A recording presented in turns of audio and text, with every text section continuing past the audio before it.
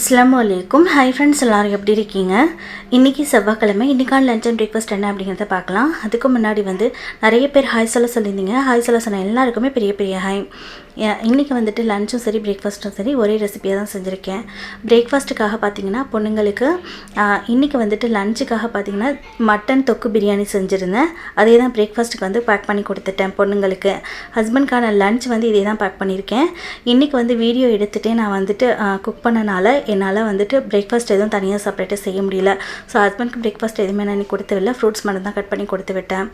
இன்றைக்கி இந்த மட்டன் தொக்கு பிரியாணியோட சாப்பிட்றதுக்கு பாயில்டு எக்கும் அதுக்கப்புறமா ஆனியன் ரைத்தா செஞ்சுருக்கேன். இந்த தொக்கோட இந்த பிரியாணியை சேர்த்து சாப்பிட்றதுக்கு பார்த்திங்கன்னா அவ்வளோ சூப்பராக இருக்கும். ரெசிபி வேணும்னா கமெண்ட்டில் கேளுங்க. இது கூடவே பார்த்திங்கன்னா பொண்ணுங்களுக்காக ஸ்நாக்ஸ்க்கு ட்ராகன் ஃப்ரூட் இருந்தது, அதை கட் பண்ணி வச்சுருக்கேன். இன்றைக்கான ரெசிபி பிடிச்சிருந்தது அப்படின்னா மறக்காமல் வீடியோ லைக் பண்ணிக்கோங்க. நாளைக்கு பார்க்கலாம். பாய்.